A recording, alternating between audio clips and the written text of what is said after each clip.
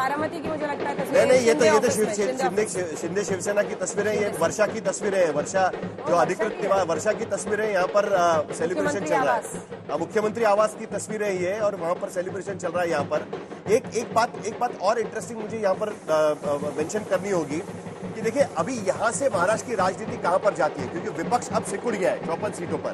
अब विपक्ष कौन बनेगा? क्या अजित पवार को विपक्ष बनना पड़ेगा? क्या एकनाथ शिंदे की मन की बात नहीं मानी जाती, मुख्यमंत्री पद नहीं मिलता है, तो क्या वो विपक्ष की तरफ जाएंगे? क्या शरद पवार, अजित पवार दोबारा एक साथ आएंगे? कुछ अलग तरीके से सोचना पड़ेगा।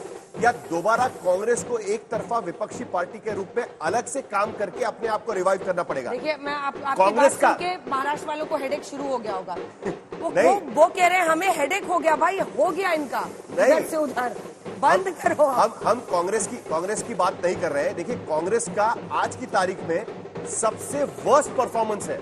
कांग्रेस किसी भी चुनाव में इतने कम सीटों पर नहीं गई, कभी नहीं गई। 44 उनका सबसे बेस्ट ऑफ द परफॉर्मेंस हमने देखा था।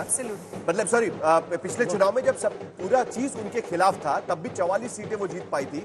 ये वर्स्ट ऑफ द परफॉर्मेंस 20 सीटों पर वहां पर। एक छोटी सी टिप्पणी कर दूं, पूरे देश की राजनीति में कांग्रेस पार्टी जहां भी तीसरे नंबर पर आ गई है, चौथे नंबर पर आ गई है, वो पहले और दूसरे नंबर पर आने की क्षमता खो दी है, कहीं भी नहीं है। एक महाराष्ट्र एक अकेला उदाहरण था जहां पर कांग्रेस बाउंस बैक करके लोकसभा चुनाव में आई थी। आज फिर से एक कहावत है ना, पुनः मुसीको भव, तो कांग्रेस पार्टी आज फिर से वही 5वें नंबर की पार्टी बनकर सप्रा जी से सुन लेते हैं भाई, की राजनीति में आकर कुछ होगा इसमें। सप्रा जी, 20 सीटें तो कांग्रेस की महाराष्ट्र पे कभी नहीं आई थी। वर्स्ट कम्स टू वर्स्ट 44 सीटों तक आपने अपने आप को समेट लिया था। इस बार तो आपके नेता है वहां के। हाँ, और इस बार तो सारे बड़े नेता भी आपके हारते हुए नजर आ रहे हैं। बाला साहेब थोराट ट्रेल हो रहे थे, पृथ्वीराज चौहान ट्रेल हो रहे थे, नाना पटोले जैसे तैसे वहां पर जीत सकते हैं ऐसा लग रहा है। कांग्रेस के खिलाफ क्यों माहौल गया भाई इतना? देखिए साहिल, मुझे ऐसे लगता है, हाँ ये बात ठीक है कि सबसे वर्स्ट परफॉर्मेंस है हमारा। अब इसका इसीलिए मैंने कहा कि कॉन्स्टिट्यूएंसी वाइज हमको इसका इंट्रोस्पेक्शन करना पड़ेगा।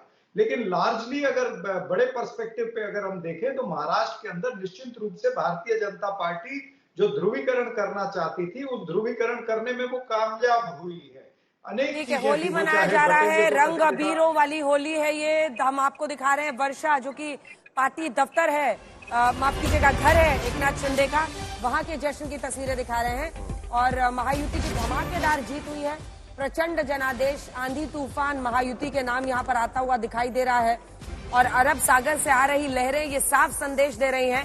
3 बजे महायुति की अहम प्रेस कॉन्फ्रेंस है, सबकी नजर रहेगी कि पीसी में वो लोग क्या कहते हैं। लेकिन शाहनवाज हुसैन साहब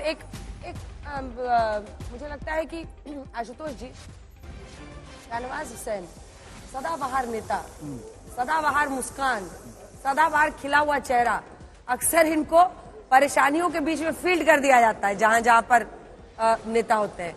लेकिन आज तो बड़े जश्न में शामिल होने के लिए ये बीजेपी से कहते होंगे मुझे तुमसे कोई गिला नहीं।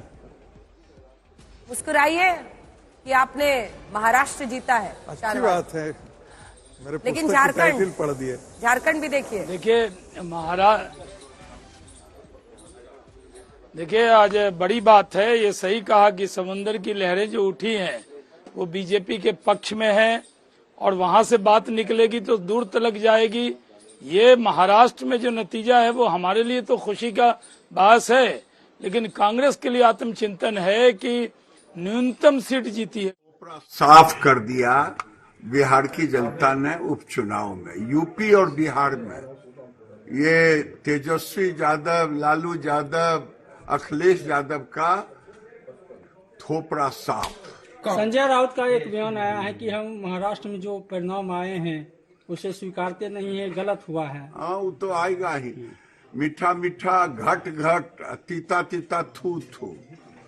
जब ये झारखंड में जीत जाए तो बड़ा अच्छा, इनके फेवर में आ जाए तब ईवीएम ठीक है। अरे जनता ने नकार दिया, और खास करके संजय राउत जैसे बड़बोलेपन के कारण उद्धव ठाकरे सहित महाअघाड़ी का नाश हुआ।